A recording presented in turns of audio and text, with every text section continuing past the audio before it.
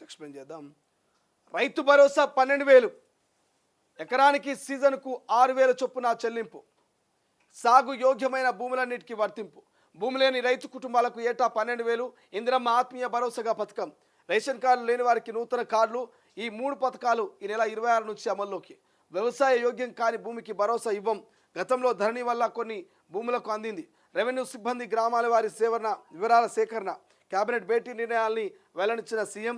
గతంలోకి వెళితే కేసీఆర్ కుటుంబానికి 1000 ఏళ్ల జైలు శిక్ష అంటూ విమర్శ. రైతు భరోసా పథకం కింద రైతులకు ఏటా ఎకరానికి 12,000 చొప్పున పెట్టుబడి సాయం అందజేస్తామంటూ ముఖ్యమంత్రి రేవంత్ రెడ్డి ప్రకటించారు. వ్యవసాయ యోగ్యమైన భూములన్నిటికీ ఈ పథకాన్ని అమలు చేస్తామన్నారు. దీంతో పాటు భూమి లేని వ్యవసాయ కుటుంబాలకు ఏటా 12,000 చొప్పున ఆర్థిక సాయం చేస్తామంటూ తెలిపారు. ఈ పథకానికి ఇందిరమ్మ ఆత్మీయ భరోసాగా నామకరణం చేసినట్లు పేర్కొన్నారు. ఇక రాష్ట్రంలో రేషన్ కార్డులు లేని వారికి అందరికీ నూతన రేషన్ కార్డులు ఇస్తామంటూ చెప్పారు. ఈ 3 పథకాలని ఈ నెల 26న గణతంత్ర దినోత్సవాన్ని పురస్కరించుకొని అమలు చేస్తామంటూ ప్రకటించారు. శనివారం జరిగిన మంత్రివర్గ సమావేశంలో ఈ మేరకు నిర్ణయాలు తీసుకున్నట్టుగా వెల్లడించారు. సచివాలయంలోని కేబినెట్ హాల్లో సీఎం రేవంత్ అధ్యక్షతన దాదాపు 3 గంటల పాటు మంత్రివర్గ సమావేశం జరిగింది.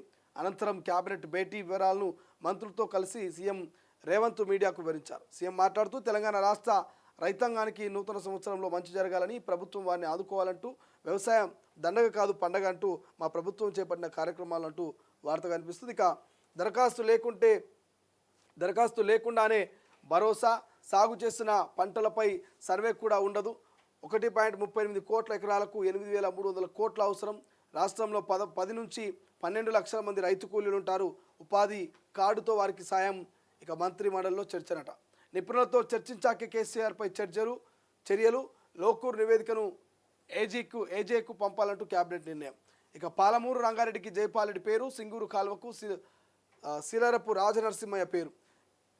588 కారుణ్య నియామకాల మంత్రివర్గం ఆమోదం అంటూ మనకు వార్త కనిపిస్తుంది.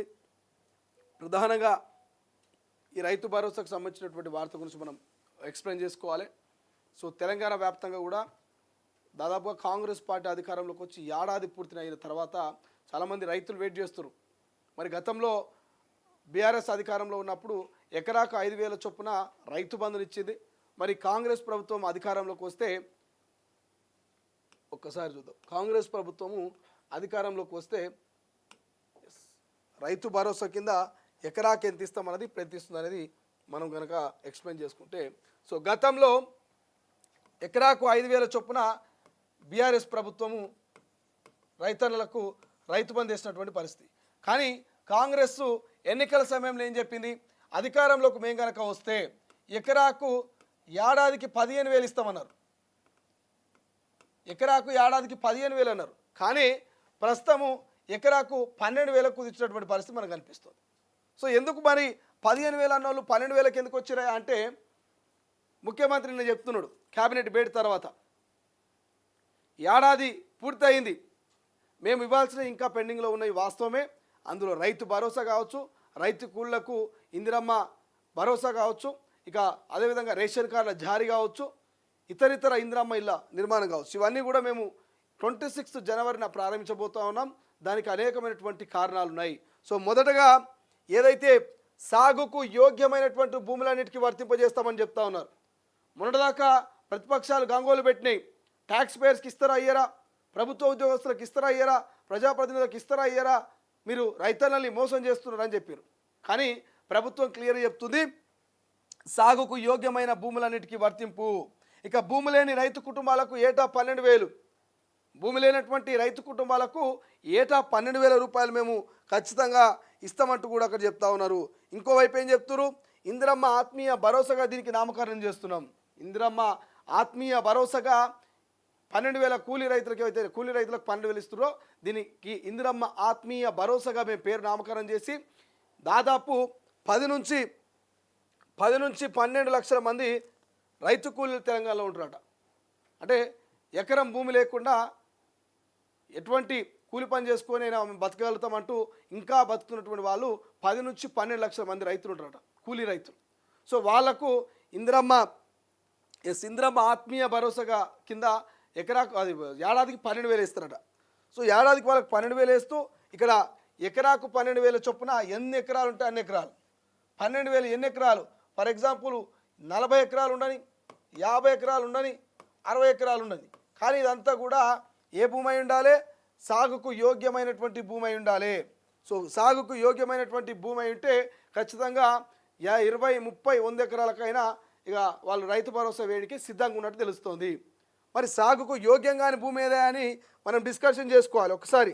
సాగుకు యోగ్యంగానటువంటి భూమి కొండలు, గుట్టలు, రాళ్ళు రప్పలున్న భూములు, రైల్వే పట్టాలున్న భూములు కావచ్చు, వెంచర్లు కావచ్చు, హైవే రోడ్లు కావచ్చు, నాలా కన్వర్షన్ భూములు, ఇవన్నీ కూడా సాగుకు యోగ్యం కానటువంటి భూములు. మీ అందరూ తెలుసు, గత ప్రభుత్వంలో చెట్లకు, గుట్టలకు, పుట్టలకు, రాళ్లకు, రప్పలకు, హైవేలకు చెప్పుకుంటూ పోతే రియల్ ఎస్టేట్ దందాలు చేసే రియల్ ఎస్టేట్ భూములన్నిటికీ కూడా రైతు బంధు పైసలు పడే. కానీ ఇప్పుడు అట్లా కాదు. సాగు ఎవరు చేస్తారో నిజంగా నాగలి బట్టి దుక్కు దున్ని పంటను సాగు చేసి మార్కెట్లో మరి ఎవరైతే ధాన్యాన్ని అమ్ముకుంటారో అటువంటి రైతన్నందరికీ కూడా 10, 20, 25 అనేటువంటి తేడా లేదు. ప్రతి ఒక్క ఎకరానికి రైతు భరోసా ఇచ్చేందుకు రేవంత్ సర్కార్ సిద్ధమైనట్టు తెలుస్తుంది. సో ఈ యొక్క లెక్క కూడా చూస్తే దాదాపు 1.38 కోట్ల సాగు భూమి తెలంగాణలో ఉన్నట్టు తెలుస్తుందట. 1.38 కోట్ల సాగు భూమి తెలంగాణలో ఉంటే వీటన్నిటికీ దాదాపు 8,300 కోట్ల రూపాయల ఖర్చు అవుతుందట. 8,300 కోట్ల రూపాయల ఖర్చు. సో 8,300 కోట్ల ఖర్చు పెట్టడానికి సిద్ధంగా ఉన్నట్టు తెలుస్తోంది. మరి గతంలో ఎంత ఖర్చు అయింది రైతు బంధు ఇస్తే అంటే 7,666 కోట్లు, దాదాపు 7,660 కోట్ల రూపాయలు ఖర్చు అయింది గతంలో. మరి గతంలో ఎందుకో తక్కువ అయింది, ఇప్పుడు ఎందుకో ఎక్కువ అవుతుందని ఆలోచన రావచ్చు. సో గతంలో ఇచ్చింది ఎకరాకు 10,000, ఇప్పుడు ఇచ్చేది ఎకరాకు 12,000. సో బడ్జెట్ అనేది పెరిగిపోయింది. ఇక ఇది ఇలా ఉంటే అండ్ దీంతోపాటు ఇంకొన్ని అంశాలు వస్తూ ఉన్నాయి. సో ఏవైతే కొత్త రేషన్ కార్డుల జారీ కావచ్చు, ఇది కూడా 26వ తారీఖు నుంచి జారీ జరగబోతుంది. మనం అనేక మార్లు చెప్పుకున్నాం, రేషన్ కార్డులు జారీ లేక చాలామంది నిరుపేద కుటుంబాలు ఎదురు చూస్తూ ఉన్నాయి.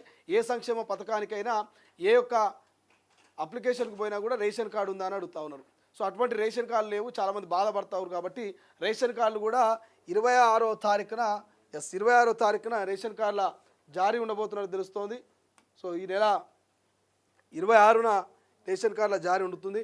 సో 26న 3 పథకాలు, 1, 2, 3 పథకాల అమలుకైతే శ్రీకారం చుట్టబోతున్నట్టు తెలుస్తుంది. సో మరి ఈ 3 పథకాలు ఏంటివి అంటే, ఒకటి రేషన్ కార్డుల జారీ, ఇందిరమ్మ ఇళ్ళకు సంబంధించి కావచ్చు, రైతు భరోసా కావచ్చు, ఇదైతే రైతు కూలీలకు ఇస్తున్నటువంటి మరి ఇందిరమ్మ ఆత్మీయ భరోసా కావచ్చు. ఈ 3-4 అంశాలు కూడా 26న మరి లాంచ్ చేస్తున్నట్టు తెలుస్తుంది. సో ఎట్టి పరిస్థితుల్లో కూడా రైతు భరోసా నాకు రాలేదు, నీకు రాలేదు, నాకు వస్తుందో రాదో అనేటువంటి కన్ఫ్యూజన్ ఎక్కడా కూడా లేదంటూ ముఖ్యమంత్రి క్లియర్గా చెప్పిండు. జనాల్ని ఏ సోషల్ మీడియా కూడా కన్ఫ్యూజ్ చేయదు. ప్రతిపక్షాలు మిమ్మల్ని డైవర్ట్ చేసినా మీరు డైవర్ట్ కావద్దు. సాగుకు యోగ్యమైనటువంటి ప్రతి ఎకరా భూమికి మేము రైతు భరోసా ఇస్తామంటూ క్లియర్గా చెప్తున్నారు. గ్రామ సభలు పెడతారు, అక్కడ నుండి రెవెన్యూ ఆఫీసర్లు వస్తారు, మీ దగ్గర డేటాలు తీసుకొని ఖచ్చితంగా 26 తర్వాత మీ ఖాతాలోకి ఎకరాకు 12,000 చొప్పున ఎన్ని ఎకరాలు ఉంటే అన్ని డబ్బులు పడుతూనే ఉంటాయి. సో ఎవరైతే రైతు కూలీలు ఉంటారో వాళ్ళకు కూడా ఏడాదికి 12,000 చొప్పున మీ ఖాతాలో వేస్తాం. రేషన్ కార్డులకు సంబంధించి కూడా ఖచ్చితంగా మరి కొత్త దరఖాస్తులు స్వీకరిస్తామంటూ నిన్న క్యాబినెట్ భేటీలో జరిగినటువంటి పలు అంశాల గురించి మీడియా ముందు ముఖ్యమంత్రి అనౌన్స్మెంట్ చేయడం జరిగింది. దానికి సంబంధించినటువంటి వార్తనే మనకు ప్రధాన బ్యానర్గా అన్ని దినపత్రికల్లో కనిపిస్తోంది. సో చూసుకోవచ్చు.